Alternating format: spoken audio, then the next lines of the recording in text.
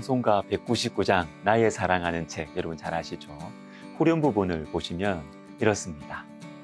귀하고 귀하다 우리 어머님이 들려주시던 재미있게 듣던 말 이 책 중에 있으니 이 성경 심히 사랑합니다. 자, 원래 영어 가사는 귀하고 귀한 책 당신의 소중하고 오래된 눈물 자국이 있는 페이지를 나는 보고 싶습니다. 이렇게 돼요. 페이지에 오래된 눈물 자국이 있는 그 책. 성경 66권 중에서 저에게 있어서 로마서는 바로 이러한 책입니다. 저의 눈물 자국이 배어있는 책. 대학부 3학년 여름 수련회 때 로마서 말씀을 설교로 들으면서 강팍하고 교만했던 제 영혼이 드디어 주님 앞에 죄인임을 고백하게 되었고요. 그리고 금요일 밤이면 힘들고 지친 마음으로 교회 다락방에 올라가서 흔들리는 내 영혼 때문에 어찌할 바를 모를 때 로마서를 읽으면 가슴이 뜨거워지고 다시 소망을 가졌던 일들이 여러 번이었습니다. 아무리 마음이 차가워도요, 로마서 1장부터 쭉 읽어가다 보면 어느새 제 가슴은 주의 사랑으로 따뜻해졌습니다. 로마서는 저의 사랑하는 책입니다. 오늘부터 보게 될 로마서가 여러분에게도 참 의미 있는 책이 되기를 소망합니다.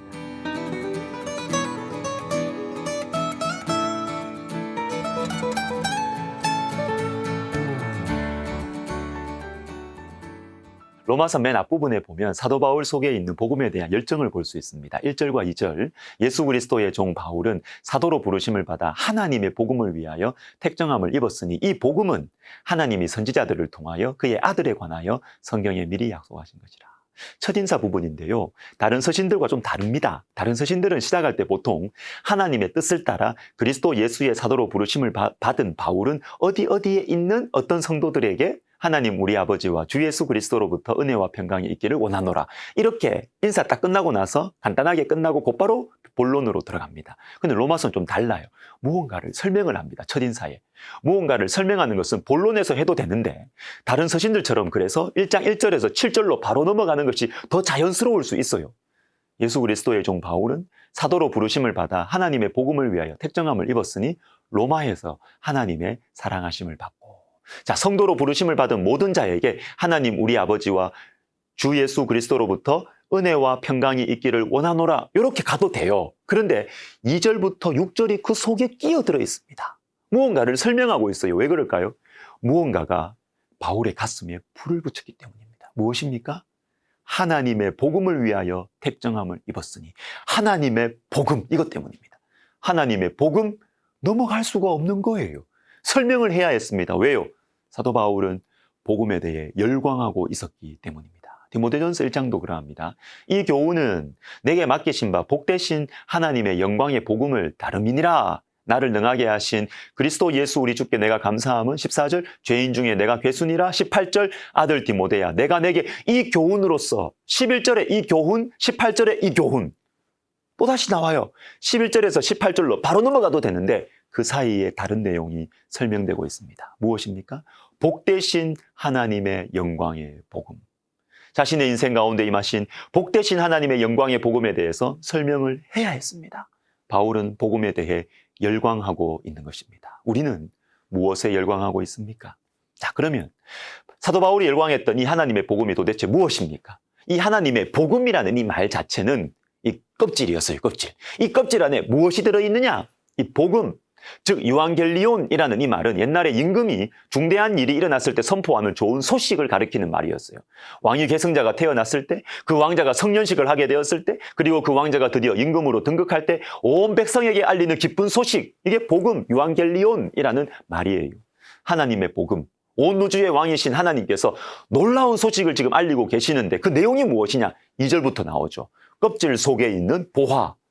이 복음은 하나님이 선지자들을 통하여 그의 아들에 관하여 성경에 미리 약속하신 것이라 그의 아들에 관하여 말하면 여러분 하나님의 복음의 핵심에는 하나님의 아들이 있습니다. 예수 그리스도 복음의 주인공. 민수기 23장 19절을 보시면 하나님은 사람이 아니시니 거짓말을 하지 않으시고 인생이 아니시니 후회가 없으시도다. 그 어찌 그 말씀하신 바를 행하지 않으시며 하신 말씀을 실행하지 않으시랴. 하나님 진실하십니다. 그 하나님이 약속하셨어요. 그 아들을 약속하셨습니다. 그리고 그 아들은 완전한 인간이셨고 또한 성령의 능력으로 죽음의 권세를 깨고 부활하셔서 하나님의 아들임을 증명하셨습니다. 하나님의 아들이신 예수 그리스도께서 바로 하나님의 복음의 주인공입니다. 사도 바울은 이 하나님의 아들, 우리 주 예수 그리스도를 생각할 때마다 열광하는 것입니다. 이 예수님을 생각할 때 가만히 있을 수가 없는 것이에요. 우리는 예수님께 열광하고 있습니까?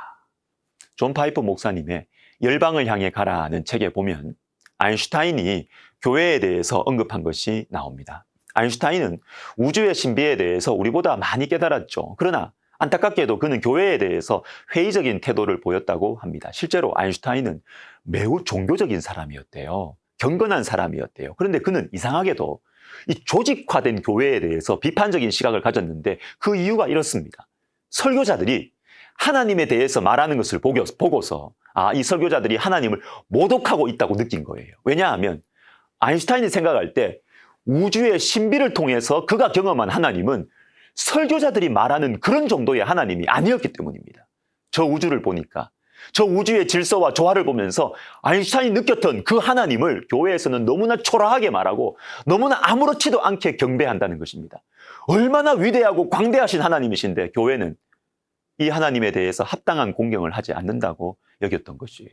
사랑하는 시청자 여러분, 하나님께 우리가 드리고 있는 그 열광 하나님께 합당합니까? 혹시 우리의 그 예배를 향한 그 중심이 도리어 하나님을 모독하고 있는 것 아닙니까? 우리는 하나님에 대해서 열광하고 있습니까?